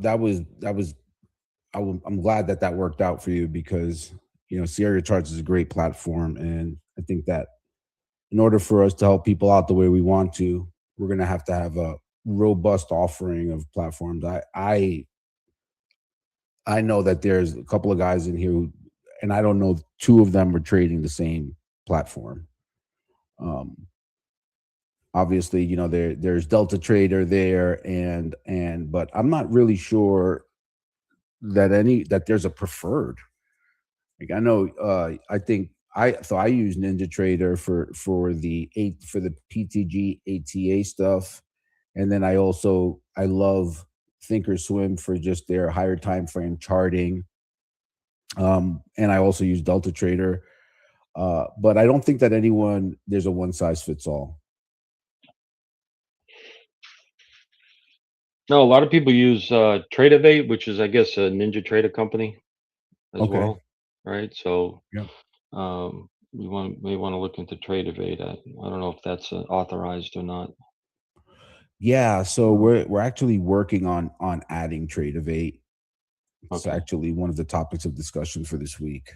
okay. We just added volumetrica deep charts, so you can now trade the Pitbull traders evaluations on volumetrica deep charts. Hmm. And we continue to expand the offerings. We're just, like I said, it's in its infancy. We're kind of just building it out now, and we expect many more platforms to be added down the line. I mean, that's the idea. That's the hope. I wish there was one charting package that kind of suited all my needs. I like certain things. Like I've been with Thinkorswim. Gosh, I want to say since maybe 2008, 2007, uh when they were red, and they were I think they were Tasty Trade or Mm, something like that. And it's back when Shadow Trader used to do his show on there, and I've been with them since that, and since that time, and I still have my options account with them, which I trade very infrequently, but I do like to have it in case I have an opportunity and I want to trade the options. That's what I use Thinkorswim for. yeah, there should be one kind of master platform that you could select, like with like check boxes, like, okay, I get this massive pocket, but I want to, I trade my options account with these, and it's almost like interactive brokers, right? Where you can trade multiple markets, but in this case, you have one master platform, and you click a checkbox and say, well, I want to trade with NinjaTrader and Sierra Chart, and my options account is that, and you just kind of do it from one master platform. Right, right. Everybody has their own, like I don't like having three different execution platforms going on, because I just can't keep it straight, and just have one clearinghouse platform where you can access all of that stuff. But it's a competitive market, so everybody wants and everybody has their own um order routing, and it's so anyways, wishful thinking. Yeah. Wishful thinking. All right.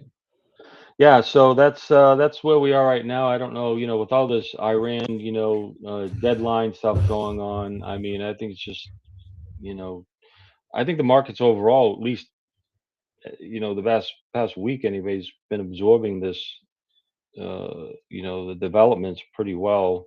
Still in a downtrend condition, but it seems as though, um, might be starting to get into a stabilization phase on the bigger picture. But who knows? I'm short term. I'm intraday. At the end of the day, I'm flat. So, um, you know, I can sleep at night no matter what bombs go off. You know, Yeah, I mean, so I look at the chart, right? We're still within the first 30-minute range. We still haven't broken the IB. yeah, I think we did.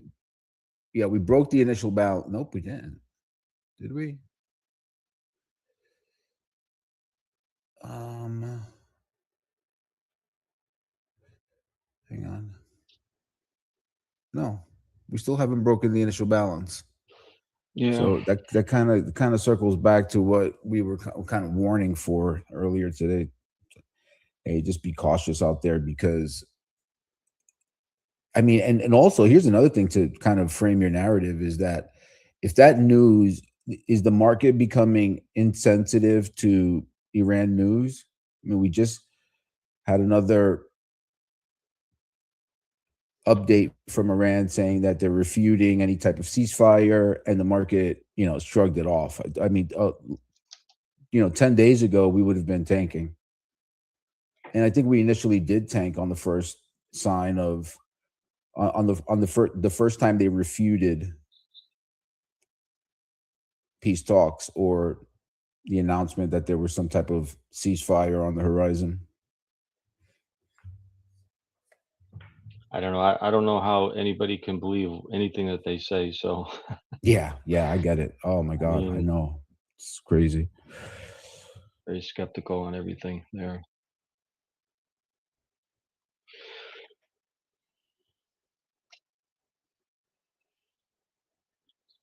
What else? That's about it for me. Not really doing much else. Again, Yep. we get the A10 on that we scaled out so slightly on, and then just managing the balance there, break even. Um, yeah, so this has been kind of a slow morning, but we had some good, good structural discussion in the other room. Um, but this was really kind of a day we just got to be, super patient and not a trend day. So we were discussing the idea of, trend day breakouts versus range day, the kind of the action that we take, understanding, like today being a cycle day two, we're somewhat anticipating, this type of rhythm we actually are getting. So, one, we're not in that breakout mentality mode where I got to go chase a move, to get Right, on right. board in case I miss it. Whereas, if we're anticipating more of a rotational dynamic, then, we're patient. We're saying, okay, where are the lower pivot levels, and I'll wait for a pullback. There's just no reason, and of course, the if you want to call it a risk, the risk is it breaks out and accelerates and you miss, that type of move. Fine, not a problem, right? Because if there is a breakout that happens directionally, then then there's going to be time, to be able to get on some sort of subsequent pullback, right? So it's not a big deal, but we don't want to go chasing moves, and we never do anyways. We never, again, that's something I've always advocated for years, is just there's no reason to go chase something. It's like, you know, y- you got to plan your level, be patient, obviously follow whatever plan that you've laid out for yourself, and just wait, for that opportunity, kind of be a sniper, idea, is that you get a, the kind of the concept of the sniper is, which is pretty relevant, is that, um, you have that one bullet in the chamber, and you got to really kind of wait for that trade, the development of it. If you're a Super Mario scalper and you're chasing prices all the way around back and forth, I mean, if that's your style, great. You're very active. You're moving around with the swings. That's fine too. I no issues with that. But um, for me, anyways, that I tend to, get, when you start getting in that chase mode, then you're not really thinking about structure. You're just kind of, and then you're subjugating yourself to the level of the algorithms, how quickly they are, and frankly, they're going to win out. So, but you can use the algorithmic, the structure, by waiting and saying, okay, yeah, I'm anticipating the algorithms to jump in at this level and so forth. So I'm going to wait for that structure, and be patient, and just, uh, trade less, make more type of idea. So, but Yeah, and it's also yeah, just knowing the day structure, or the anticipation of the day structure, can help in, setting what type of trade you're going to take. yeah, I think also that, one of the reasons why I am not a scalper, and I'd love to hear about from scalpers on this, is that uh one of the things that I think becomes really hard for scalpers is to maintain that level of focused attention throughout the course of the day. uh I know that for me, it's hard to maintain that level of focus throughout the day in a way that it's going to be effective. And then if that focus wanes and I'm not getting the results that I wanted from my trades, then I'm susceptible to all types of emotionalities and things of that nature. So yeah, I think less is more. Let me just see. Yeah, Danny mentions here that if you add the Tradeovate, they have a version with a manual lockout.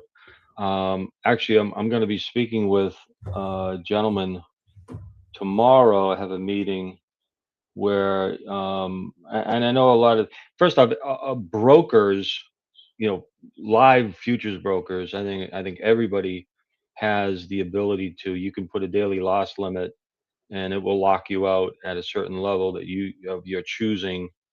And so that's for futures brokers. But if you're doing these evaluations and stuff, you're kind of freelancing when it comes to that. But I think Danny says Tradeovate has a manual lockout. I'm going to be speaking with an individual tomorrow. He's over in Dubai, and I was introduced to him. He's developed his own program that will do the exact same thing, and I think it's going to be available like across multi platforms. And so that would be something where you kind of set your own management of in your evaluations and so forth, so you don't kind of go on tilt. That Mm, the revenge trade type of thing. right, right. Yep, that makes Yeah. that seems like it could be really useful. Yes, so he's going to demonstrate for me what his product's about, and he comes highly regarded from another person that I respect greatly. So I set up a meeting with him tomorrow midday to see what he has. And again, I know platforms have lockout features, but I'll see what he has, and it might be something that worthwhile exploring. So I'll report back when I after I meet with him. Awesome, Tuesday awesome. deadline. You know, the bombs are gonna fly. The bridges. What is it? The bridges and oil. I mean, look at this. If you're in the last, I don't know, half an hour, 45 minutes, we have a less than a 10-point range.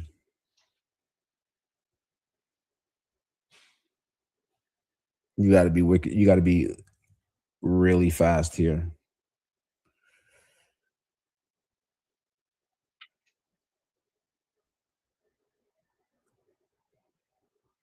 Yeah. Well, aside from the current open trade we have, I don't see it much of anything here to work with. So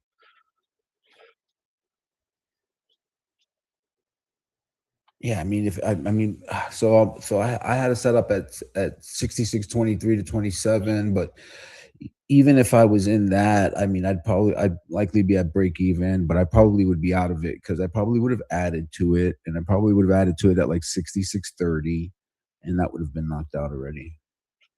So yeah, not that much to do here. This check looks your paper. this is probably the most risky type of market that just doesn't go anywhere, just chops back and forth.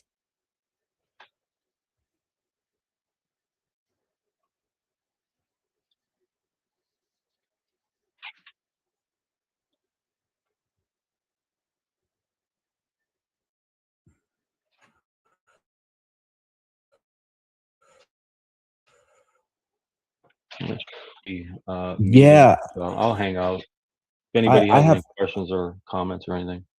I actually have the same thing here, David. I was only going to stay on till 11:15. I have to get ready for a 12:30, and I want to get something to eat before that happens. So I'm not sure if you can helm the ship here, but I've only got about another 10 minutes left in me before I go. There's not really I just don't see anything materializing here. Yeah, no, I'll be here for like I said, same as you, about another 10 minutes, and then I get a meeting, Okay. one of our member meetings Yep. here. I have the same thing. I have one of the guys I'm coaching. He's I think he's having a moment. So Having a moment. nonstop text. Just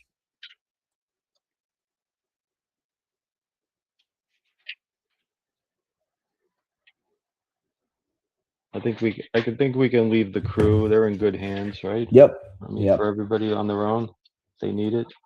I will be taking down my chart, so if you want to leave yours up, if that's the case, I don't know.